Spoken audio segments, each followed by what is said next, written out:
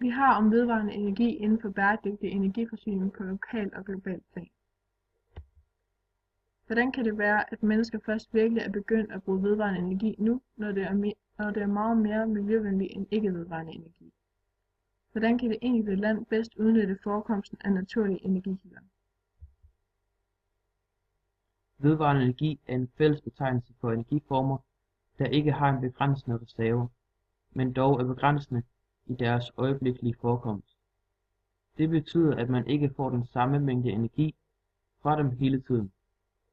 De fleste vedvarende energiformer stammer fra solen, med undtagelse af nogle få energiformer, der stammer fra månens påvirkning af jorden, især tidevandsenergi.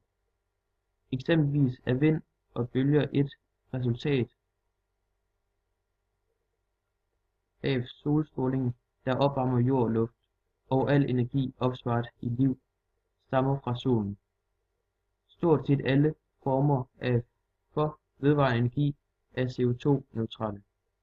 Bioenergi, som er lavet af biomasse, vindkraft, solenergi, varmepumper, bølge- og vandkraft og geotermi er eksempler på vedvarende energiformer. Naturen sender os utroligt store mængder af gratis energi hver dag, helt uden at skabe udslip af CO2 eller andre skadelige stoffer. Ved hjælp af sol, vind og jordvarme kan vi altså nedbringe CO2-udslippet og samtidig blive mindre afhængige af svingende priser og forsvindende fossile energikilder. Her ses en model af en vindmølle. Vindmøllen fungerer ved, at en motor, altså gearkassen, trækker en generator ved hjælp af vindenergi. Gearkassen omformer den langsomme vinge rotation til høj rotationshastighed i generatoren. Vindenergi er bevægelsesenergi. Dette omformes til elenergi, som blandt andet bruges til lys og varme. Formålet med forsøget er at finde ud af, hvor det er bedst at stille en vindmølle, og hvor den producerer mest strøm.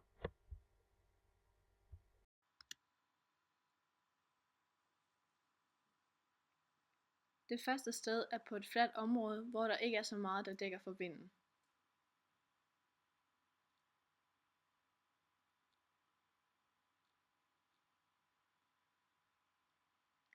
Vindmøllen producerede strøm.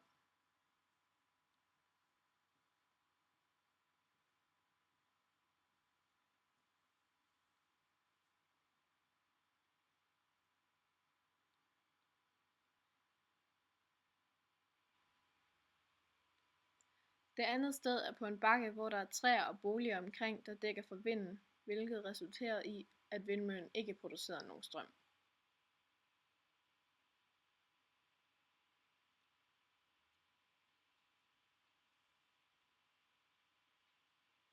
Det tredje og sidste sted er nede ved havet, hvor der ikke er noget, der dækker for vinden.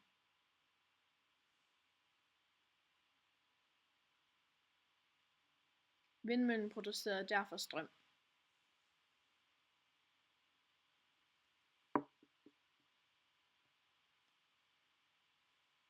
Vindmøllen producerede mest strøm nede ved havet, altså er det bedste sted at stille en vindmølle.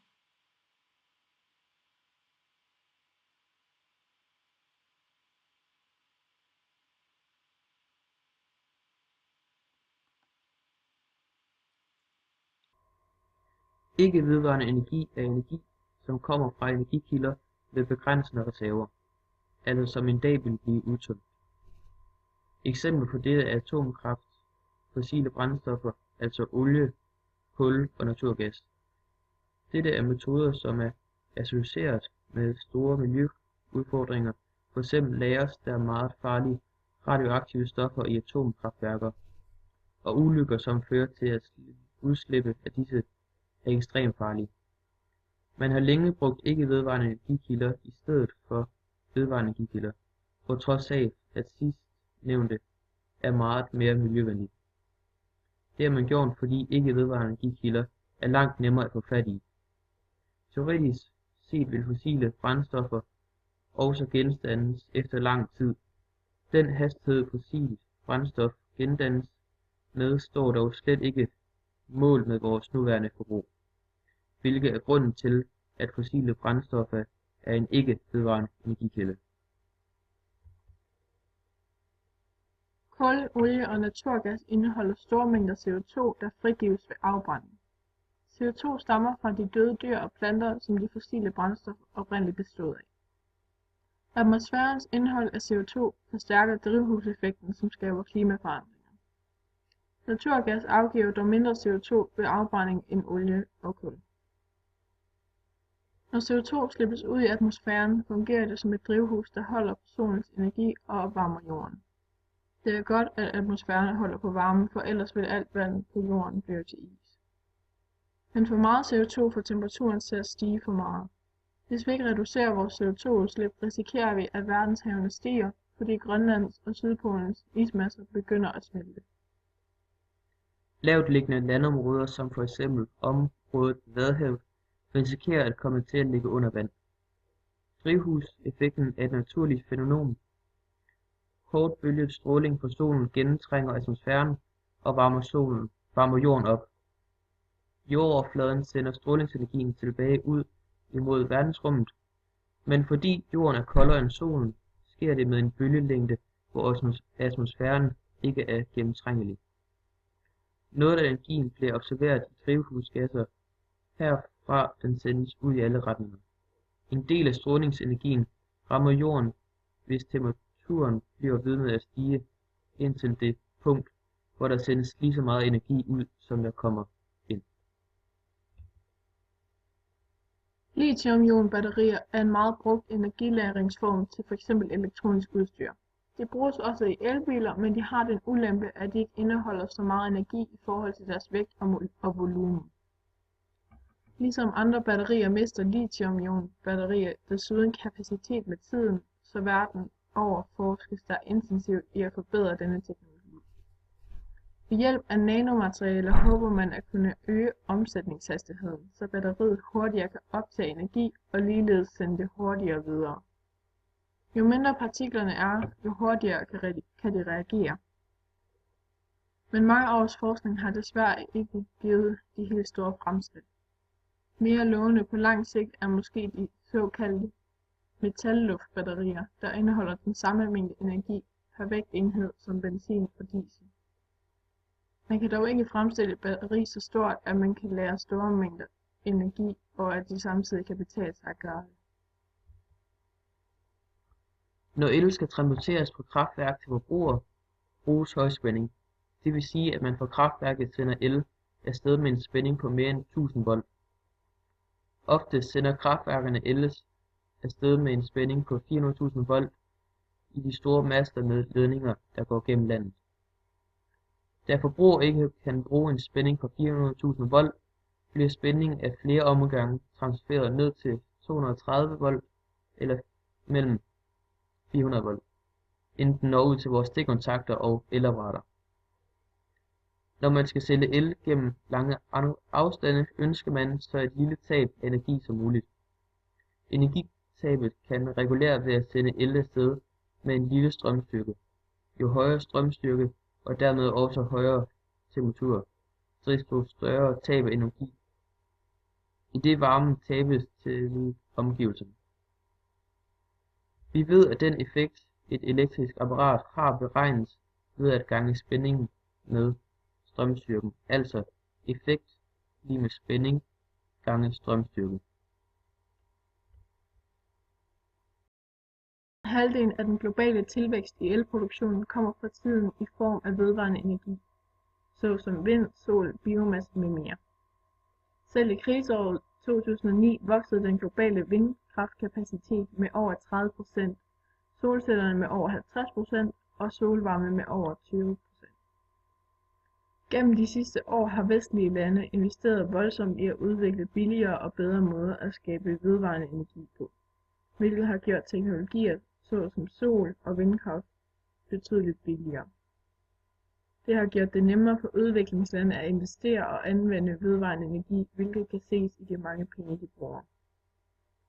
Det globale investeringsniveau i vedvarende energi nåede op på 270 milliarder dollars i 2014, en seksdobling på bare 10 år.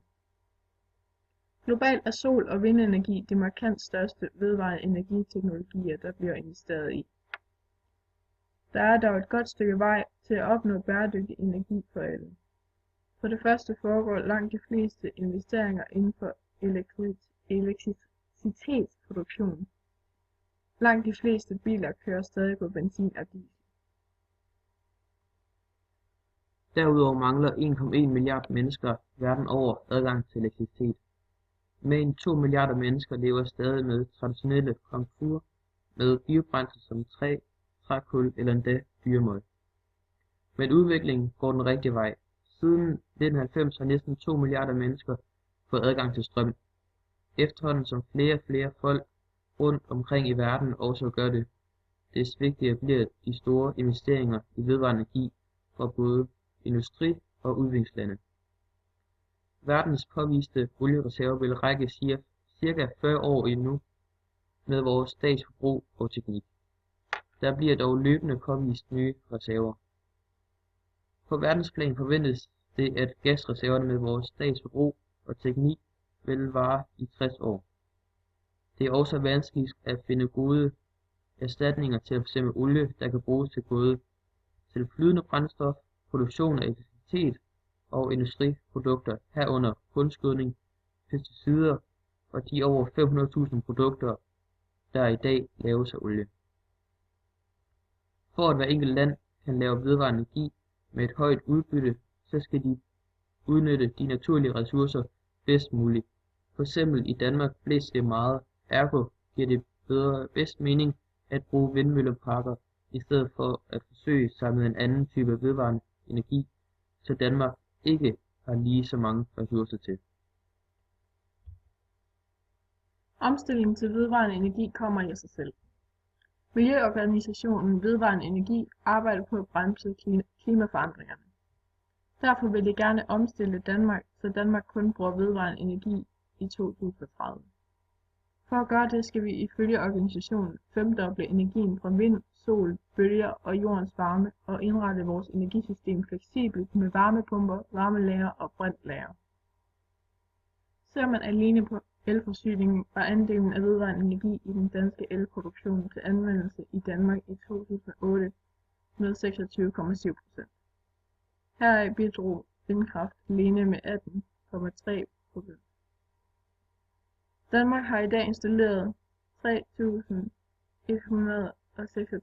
MW vindkraft, hvoraf 424 MW er vindmøller placeret til havs. I Danmark er biomasse og vindkraft de vigtigste kilder til vedvarende energi. I modsætning til fossile energikilder som olie, gas og kul, medfører udnyttelse af vedvarende energi ikke udledning af CO2 til atmosfæren.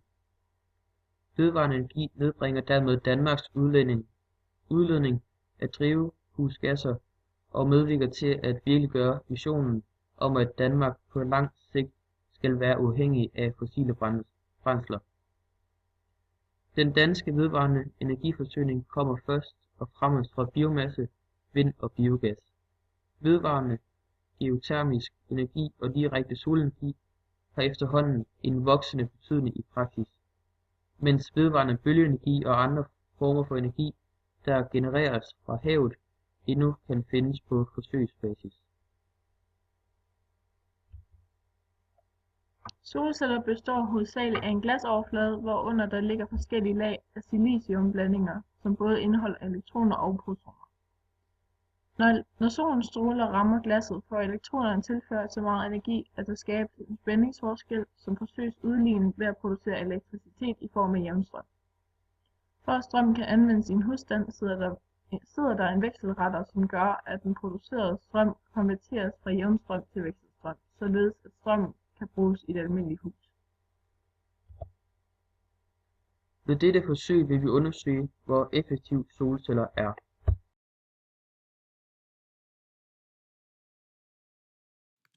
Vi brugte en lampe, der producerede 3,5 volt, og med den vil vi se, om man kunne få en pære til at lyse og en propel til at køre. Pæren lyste man ikke særlig meget, på trods af den 1,5 volts pære. Ud fra det kan vi så konkludere, at der kredsløbet var en høj strømstyrke, og dermed også et varmetab, da høj strømstyrke er lige med høj temperatur. Propellen endte med at køre i en nogenlunde hurtig fart.